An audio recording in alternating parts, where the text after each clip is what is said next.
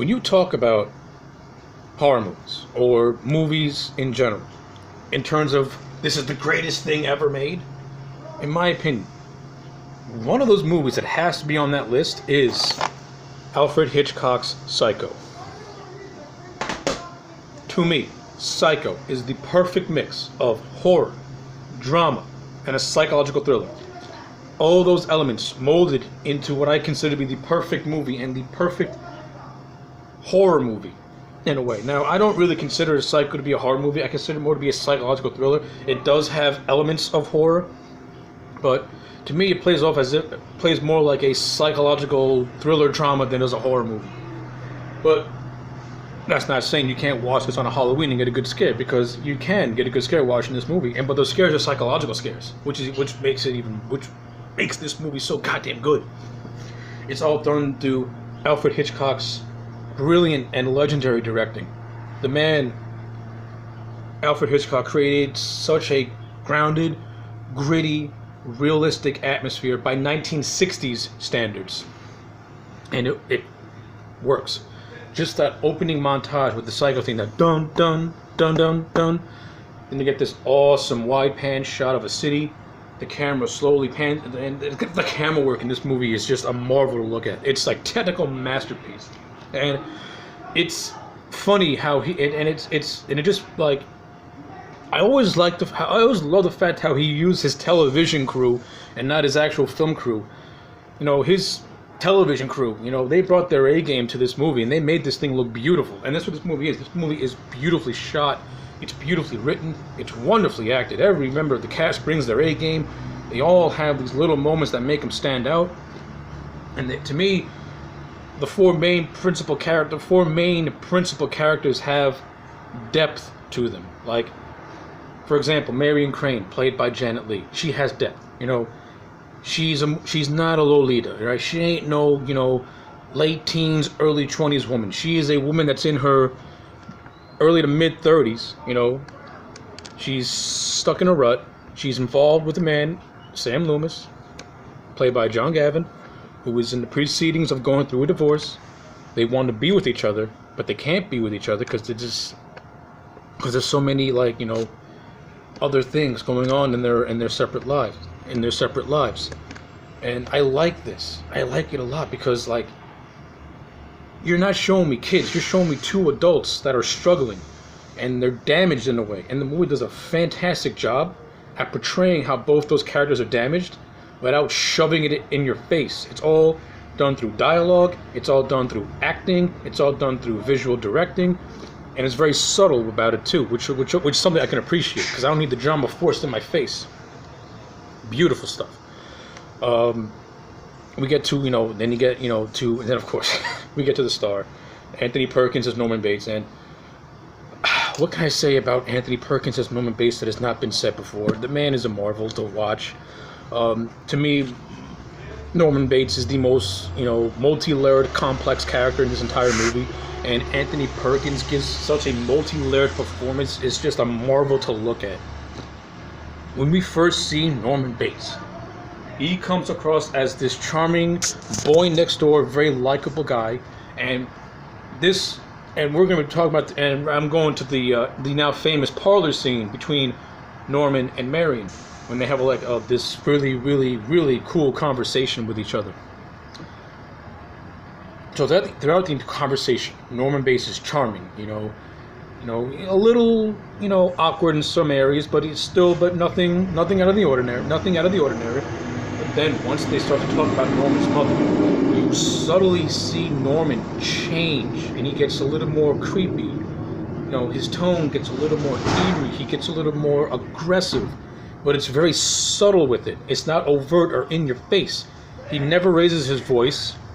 His voice still maintains the same pitch, but you can feel that underlying tension in his voice when they start to talk about his mother. And then, at the switch of a light, he goes back to being charming and the boy next door again and acts as if nothing ever happened.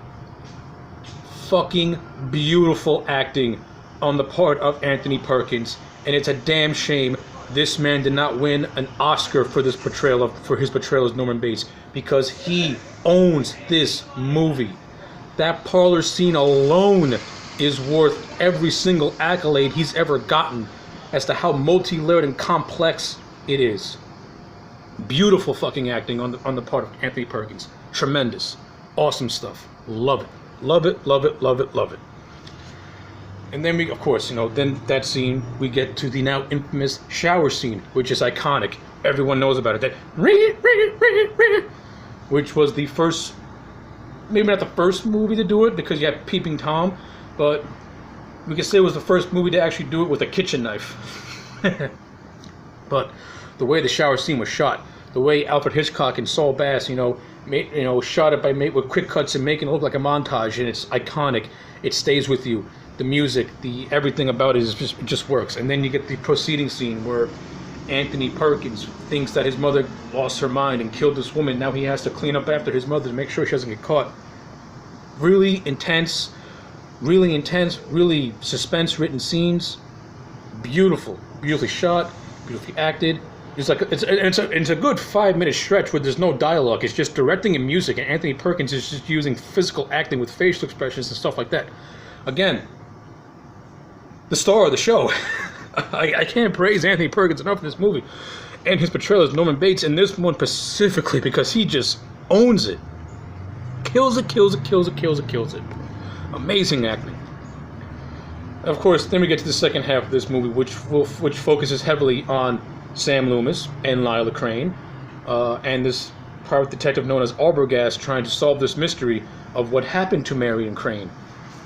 Of course, we, the viewers, know what happened to Marion Crane, but the characters themselves don't know what happened to Marion Crane. And that's something I always liked about Alfred Hitchcock's directing, is his ability to show the audience what happens before he shows his characters what happens, because you get that uneasiness to yourself, like, you know what happened, but they don't know what happened. These characters are not dumb. They're concerned, and they want to know, they want to solve this mystery. And we, the audience, we know the answer to the mystery, and we want to help them solve this mystery. Brilliant directing on the part of Alfred Hitchcock. That, to me, that audience participation, in a way, beautiful. Beautiful. And of course, all said and done, we get to the end of the film. It's revealed that Norman Bates has a split personality.